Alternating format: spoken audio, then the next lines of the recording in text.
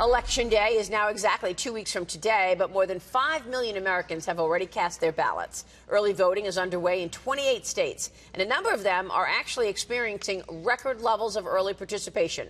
Republicans so far have been outpacing Democrats in several key states, including Florida, Indiana, Montana, Tennessee, Texas, and Arizona, according to NBC News. Joining me right now is the chairman of the San Francisco Republican Party, Jason Clark. Jason, it's good to see you. Thanks so much for joining us. Good morning. Thank you. How do you see the midterms playing out?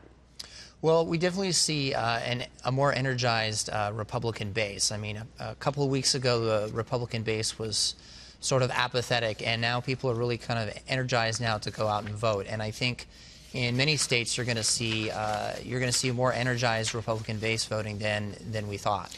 Do you think that's because President Trump and President Obama are both out on the campaign trail? Why so much interest this time around?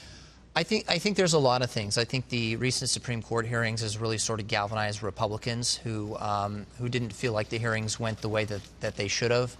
And I don't think that the fact that President Obama's back on the campaign trail is actually going to help the Democrats. I think it's going to help bring Republicans back out to vote because, the 2016 election was really a referendum on President Obama, and we saw the nation swing to the right as a result of that.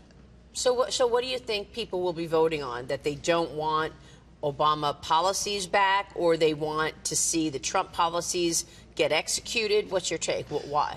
I think definitely the economy is going to be on people's minds. I think people see, the Trump economy right now is just doing very, very well. And I know Obama's trying to take credit for that, but under President Trump, under the tax cuts, we've seen tremendous growth and the lowering of the jobless rate. And I think people see that. And I think people want to continue this run instead of going into a situation where we were under Obama, which was slow growth and stagnant wages. Yeah, we were under 2% for several years under President Obama. But the behavior on the left has been one thing that I think moved the needle for Republicans, certainly after the Kavanaugh hearing, yes? Even before that, I remember talking to people during the 2016 election, and Democrats told me that, when you lose Republicans, this is when they thought they were going to win, you have to accept the results. And I'll tell you, elections have consequences. Yes. Is what President Obama said. Quite true. And I'll tell you, the people who showed up to my election night party with baseball bats were not Republicans; they were Democrats. It's very upsetting when you see the violence that is taking place. There was violence and intimidation on both sides of the aisle this weekend. Vandals targeted House Majority Leader Kevin McCarthy's California office. A large rock shattering the window. They threw a boulder through the window. Then there was an explosive device found near the home of billionaire philanthropist George Soros. What's your take on these developments? Well, again, it's disheartening.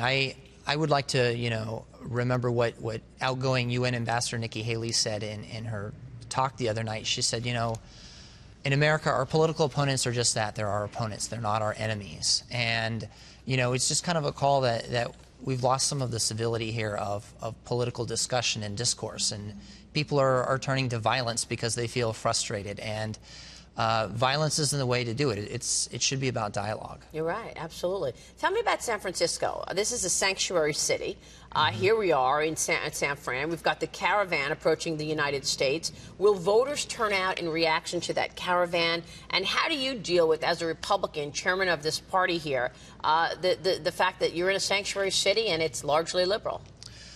Well, the sanctuary state, we have to remember here, it started here in San Francisco, and it was an idea to protect Salvadorian immigrants who were fleeing a violent civil war.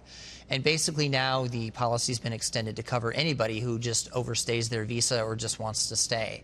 And what we've seen is especially with the murder of Kate Steinle, that people are noticing that violent criminals are being defended. And I get calls all the time. I get calls all the time from Democrats and Republicans who say, Jason, the Republicans in San Francisco have to do something about this because it's just out of control. Meanwhile, there's the abuse of power. I mean, the Congressman Ratcliffe, who has seen the documents surrounding the FBI and the DOJ investigation, he said that the Justice Department withheld information to the FISA court that refuted any collusion claims between President Trump and Russia, and they basically withheld that information from the FISA court in order to spy on Carter Page, an American citizen. Your thoughts on where that goes, as Rod Rosenstein is going to be testifying tomorrow? Well, I think is very troubling and problematic when you have one part of the government spying on another part of the government. But it also it's going to feed into Donald Trump, the president's assertion that there's sort of a deep state within the government that's trying to sort of unbalance his administration, and this is going to feed right into that. Yeah. Well, we'll see what happens there. Really interesting comments from you on the sanctuary city. Do you think that changes in any way? In San Francisco, probably not. Yeah. You know, I do think, though, that, you know, the next logical step is we've already let people who are here illegally vote in certain city elections. And what that's doing is again, it's bringing people out to question whether this policy is actually a good idea or not. All right, Jason, we're going to keep watching that. Thank you so much for joining us this morning. Thank you. Appreciate it. We'll be watching the midterm election, certainly a consequential election. Jason Clark joining us.